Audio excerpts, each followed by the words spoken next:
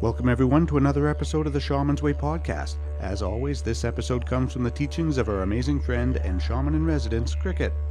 We hope you're enjoying these podcasts as much as we enjoy making them, and I'd like to take just a moment to ask you if you would please leave us a rating and a comment in iTunes or whichever podcast player you're listening to us from. Giving us a rating and sharing this podcast with others is the biggest way you can tell us that you like our show. Now, without further ado, on with the episode.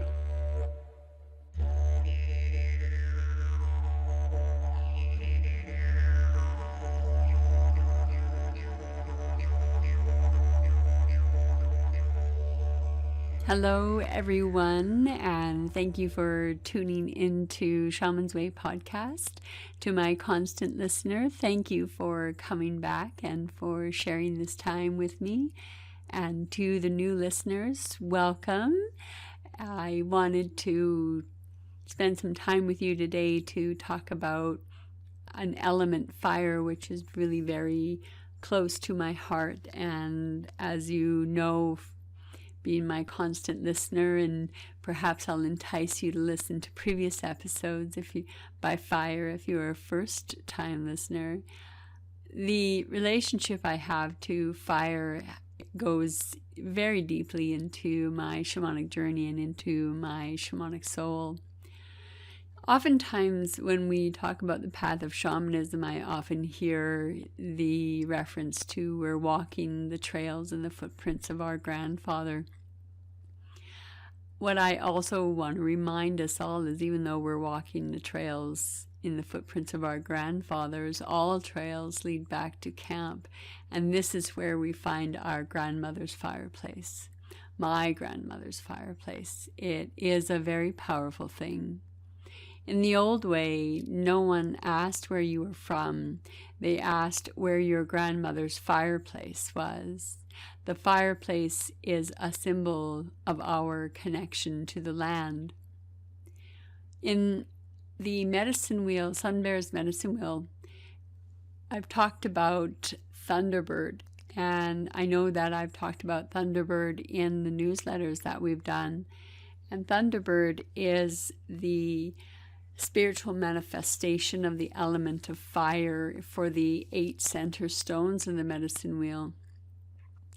Thunderbird because, in some traditions it's called the Thunderbird because every clap of its wings, every time it flaps its wings, it causes a clap of thunder. So this gives you an idea as to what the size of the Thunderbird was. Thunderbirds were also thought to be the mythical beings that carried the rains and the storms.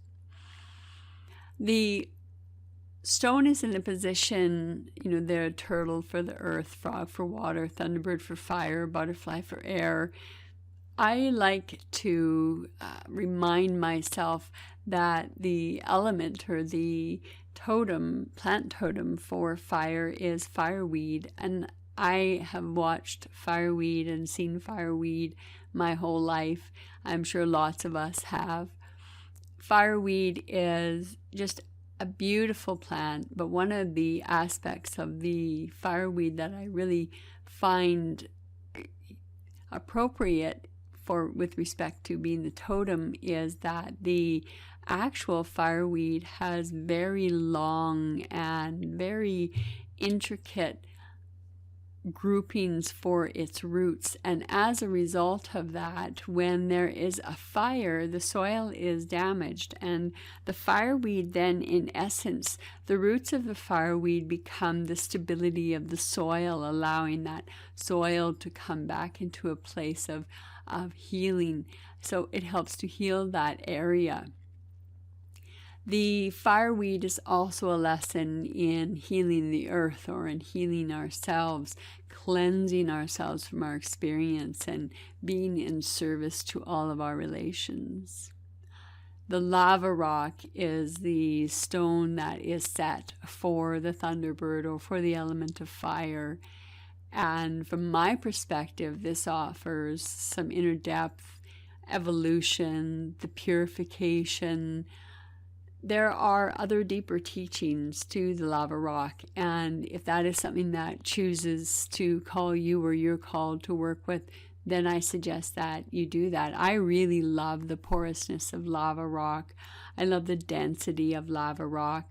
I really appreciated my friend Jim's photographs when he went to Iceland of the various rock formations, because there were, from my perspective, I could see faces within the stone cliffs of the lava rock that had come up, and the brand newness of that particular land mass because of the newness of the continuation and the flow of the volcano and the continuation and the growth of the island itself.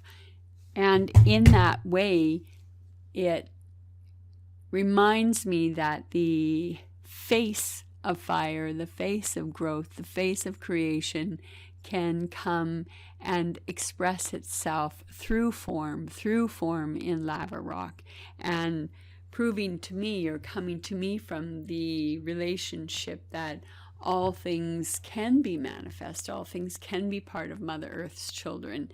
And what are the deeper teachings when we look at that? The color for the Thunderbird and for fire is quite naturally vivid red. Oftentimes red is associated with fire, physical strength, assisting in taking action, fearlessness, warrior, leader. I like to put red at the bottom of the medicine wheel because it is the color that I associate with fire. I also can use a bright orange if there is another type of fire energy that I want to bring into the healing itself or into the room itself. I like to use various things for fire in representation of my altars, but I want to do a video of what it is for me, how I prepare an altar, some of the things that I use on altars. So look forward to that coming, because that will be for me a lovely way to just show you some of the more intimate aspects of my own healing room or my own healing work. And lava stone is an aspect of that. River rocks are also a very strong aspect of that. But I wanted to talk about what I also set in the element of fire. When I call in my directions, for me, when I call in fire, I would call in a prayer, something akin to, my sweet brother fire. I ask you to come into this time and this space and remind us of the challenges that we face. I ask Brother Fire to move through, and then I would generally name the person, move through their body and remove from them what is no longer needed. Burn away the dead roots, burn away the deadfall, burn away that which no longer requires assistance. May you burn us down to that place where the soil of the soul is laid bare and open for new beginnings and new possibilities.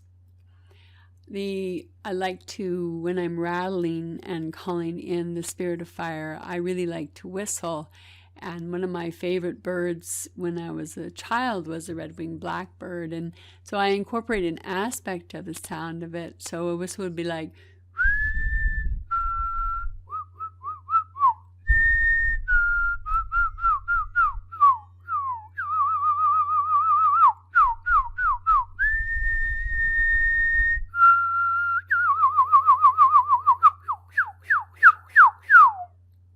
I associate whistle with fire. I associate whistling with the calling of the element of fire. I really like to have fire as a representation in my world to remind me of my inner heat, to remind me of my own inner changes, to remind me of the fire within myself. Oftentimes when there is someone who has come to the healing room, when I have my hands on the body, there are places where the skin is markedly colder than other places. And I'm sure there are physiological reasons for that, which I don't have the language for. But from a shamanic perspective, I would view that as somebody not having enough fire or not having fire in the belly. I learned a very interesting and incredibly useful tool for fire when I was in Peru. We were traveling at the time of equinox, so autumnal equinox, which was spring equinox in Peru. We were taken to a sunrise ceremony by a shaman who took fire into his mouth. So he breathed over top of the fire and he blew fire into sucked the fire into his mouth, and then blew the fire onto the top of our heads and moved his hands. I was at the point of coming down with a very bad cold, and my girlfriend that I was traveling with, she was also starting to get a very bad cold. After the ceremony with the shaman and the fire at sunrise for spring equinox, I felt incredibly healthy, and it burnt away, from my perspective, the cold. And my girlfriend, unfortunately, didn't feel so lucky. She came down with a very, very wicked head cold. But why I tell you this story is because I began to incorporate fire as a method of putting energy into the body. Fire for me in the healing room was used as a way of cleaning my hands. During extraction process, when I took the class from the Foundation for Shamanic Studies and I took the extraction class, we were taught to remove whatever was inside the patient's body and to throw it into the closest body of water or the closest running water. And that, for me, never quite fit. So what I did was I changed it to using fire in my healing room. And I use my hands or clean my hands much like you would clean something over top of smudge or something over a flame. And for me, that's burning off whatever my hands have come in contact with, or the goo or whatever is coming out of the body. And there are times when I know that the thickness is on my hands because I can get incredibly close to the flame and not feel heat from the candle at all. And as I go through the process or have a different patient who may not have as much heaviness that I'm removing from the body, I can't get even remotely as close to the flame as I can when I'm in a very heavy experience or very heavy removal. Fire for me is essential for me in the healing room as a means of cleaning my hands and cleaning some of my tools. Fire also became a very important guiding light, and I mean that as a pun as well as a reality or as a real magic for me. Many years ago, I was stuck in the spirit world, and I had built a huge fire by my grandmother's cabin before taking off on this particular treacherous journey. And the only way that I was able to find my way in the complete darkness, a number of other things had happened along the way, but was the fire that I had kept lit. It was what ultimately, once the drums started going again and once I was able to move in the spirit world again and I was able to come back into this time and space, it was because of the fire that I had built by my grandmother's house, which was also represented by the fire in the center of the circle that I had at the drumming circle that I was doing at that point in time. From that point on, I have never journeyed without a candle going. That candle has become my lighthouse. If I am drifting close or far from shore and I don't know where I am, I know that that fire will always bring me home. That fire will always be a very important element in my life. I want to talk about fire very in the way of what it has been for me on the medicine wheel. When I came into South on the medicine wheel, I came into fire. Obviously, right? I mean, that for me, that's the medicine wheel, and that's the element that is in the South, and we've talked about that a lot. However, when I moved out of East, which was a very gentle place, my first power animal was deer. And when I really started to work on my anchor spot, I started off with a very small fire. And from the very beginning of my journeys, the way that I would move into the upper world would be I would step into that small campfire and I would be delivered into the upper world on the smoke from that campfire. Over the years, as I progressed in south, that fire shifted. So it started to get bigger, started to grow wider. And then through the years, big stones would create a stone circle for the fire. And then over time, as I started to shift from south of the medicine wheel into west, so I had learned the lessons of the young traveler. South is that time of young adulthood, young, that teenage years to the middle ages, so to speak. That's the age category, the age encapsulation on South. And as a spirit, you travel through those years as well. As a practitioner, you travel through those years as well. So in your practice, it may not be that you embrace the warrior of the South. It can be, for me, the warrior is associated with fire and is associated with South because that was the training I received. However, your training in South may be with the mouse, which is forever curious, forever looking for experiences outside of its own world, yet always remembering how it gets home. Mouse in the South also relies upon other spirits to help it see the bigger picture, for mouse has a very limited vision. And you may be on South in the medicine wheel, and you may be Shaudenice. You may be as the coyote. You may be as the trickster. You may be as the playful one. There are many interpretations to determining if you're South on the medicine wheel on your journey.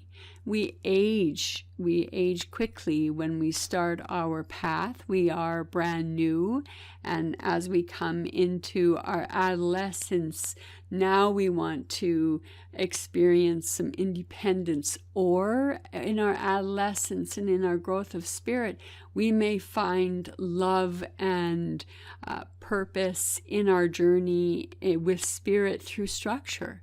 So there may be a call to Gardarian witchcraft for you. There may be a call to voodoo for you. There may be a call to more structured practice than what I have. And that is the call of the South. How do I find my path? How do I walk on my path?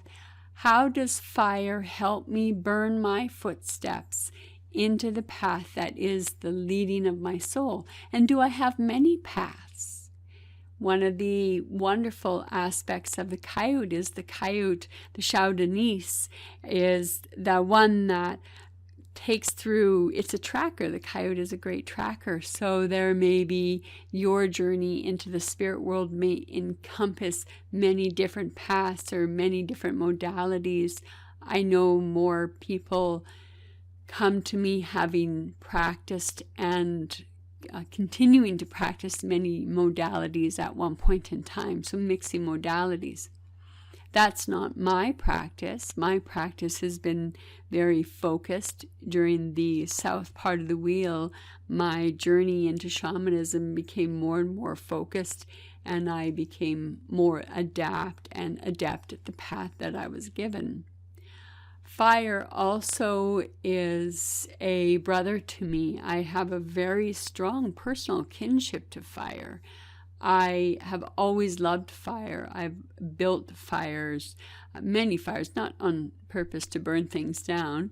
I have also witnessed very tragic fire.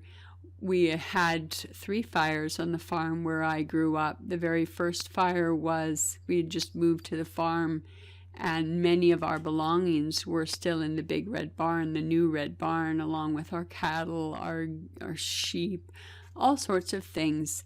And there are various theories as to how the fire started, but the fire started. and we lost everything in that fire. So my relationship with fire at that time was, I had gone through a big change. I had just changed schools. We had changed from one area of Alberta and moved to another area of Alberta.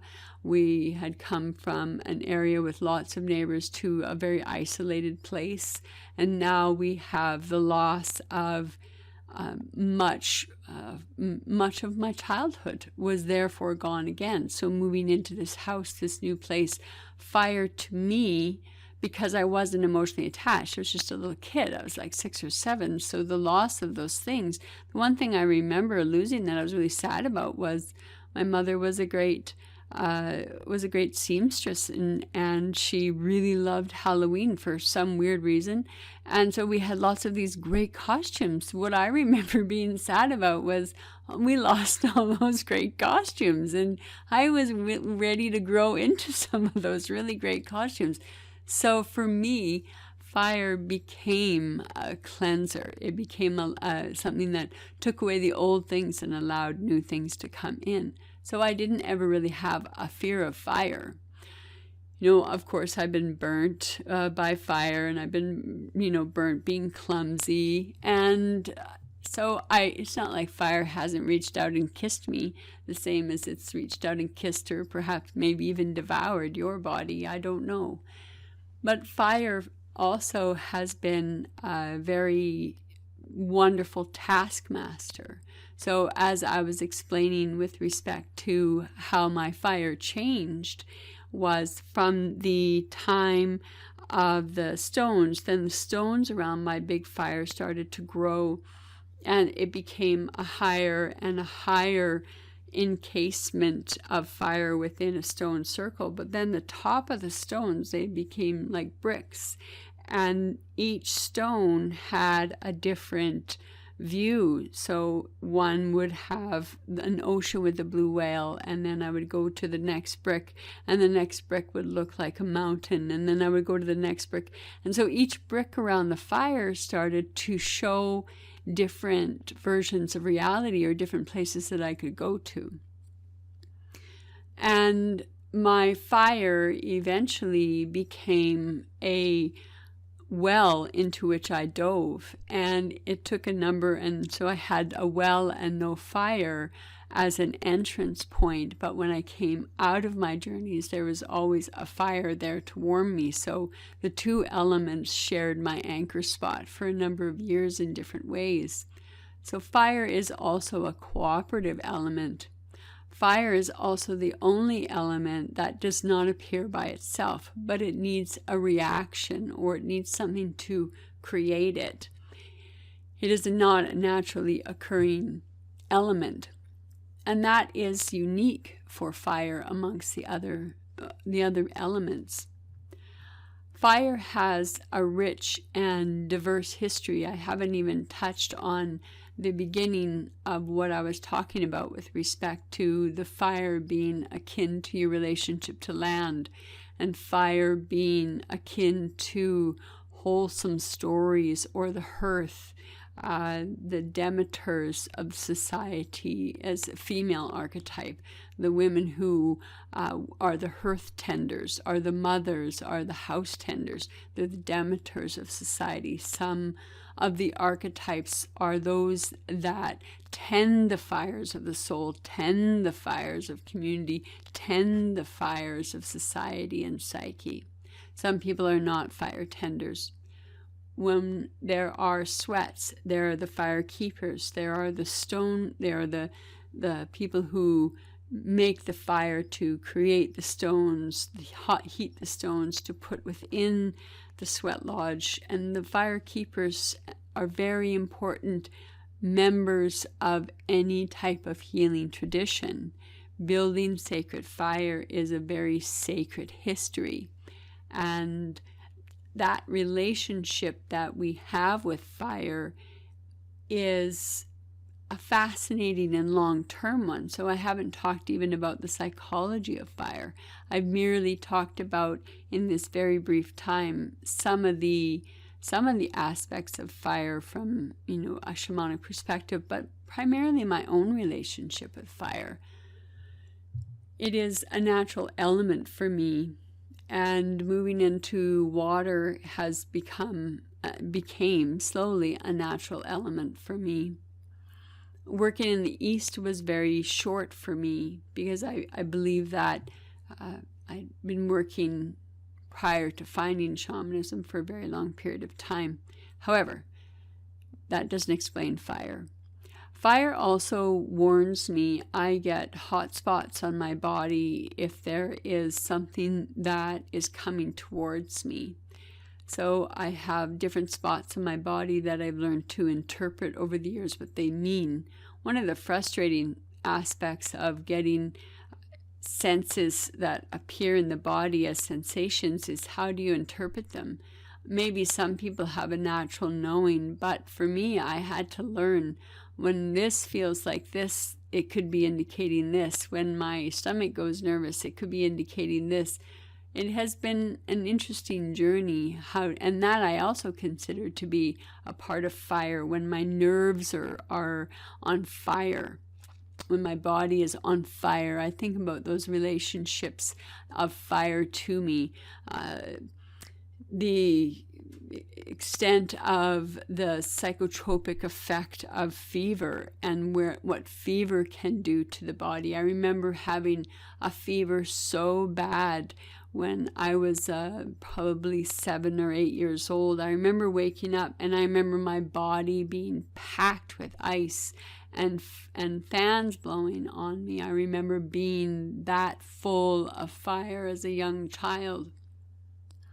And fire being that aspect also of kidneys. That's what my association is. So if I used to have a lot of rage, and I used to not be able to move that rage, so I would continuously have kidney infections.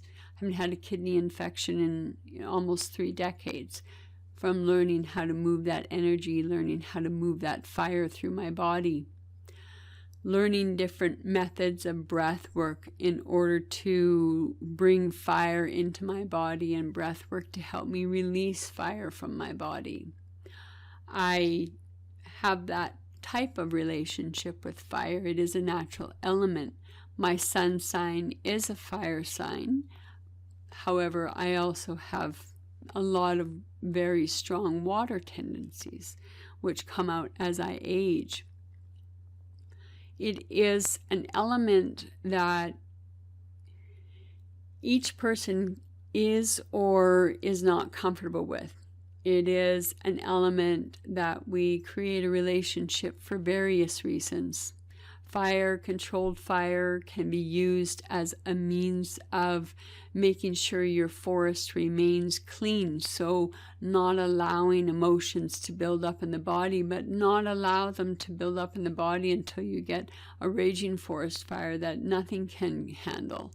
So controlled fire, learning how to use your fire to your benefit, learning how to use fire to heal you.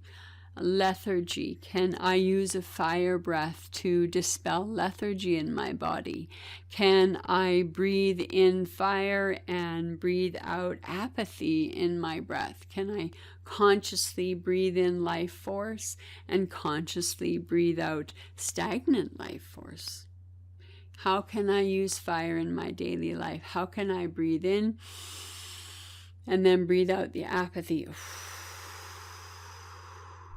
And where does fire rest in your body? If you're not driving, or if you have a moment and you close your eyes and you take in a breath, where does fire rest for you? Does fire signify pain? Does fire signify anxiety? Does fire signify strength? What does fire signify for you?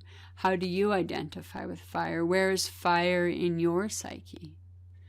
How do you identify with fire being an element that can teach you on your journey or on your path, regardless of what that journey or path is? There are divine lights, which are divine fires In the Christian mythology, in the Bible, there is the burning bush. There is that element of divinity hidden so intensely that it is only formed in fire. There is the stories of walking through fire, so having the relationship of brotherhood with fire, or ancestors or grandmothers, grandfathers.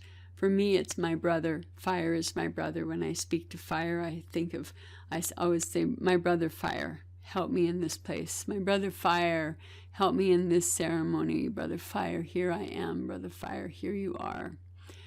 And I speak very gently to it. I never light my smudge with matches, with lighters. I always light it with matches, long wooden matches, and it is a relationship between fire and smudge. It's that relationship of bringing all the elements together. So when I use that long match, I am gently kissing the edges of the smudge with fire, and so the fire and the element of earth, or creating the element of smoke, which carries the wishes and the prayers and the mysteries up into the heavens. Fire has many aspects within our relationship to the world we live in. It has many aspects in relationship to the spirit world. Baptism by fire, that has been part of even the Kundalini experience in yoga, is very much like that fire, that enlightening, that awakening, can be as burning as any type of fire in its own ecstasy. The flush on your face after a solid orgasm. So you're in that place of fire, you're in that place of passion, you're in that place of expression. And that physiological effect of those nerve endings, that fire in the belly coming to life. There are many ways we can access our fire. So do you access your fire? How do you, or could you, express fire in your own healing work, in your own self-work, in your own imaginational place, in your own place in psyche? Where is your relationship to fire? Those are some questions that I would ask.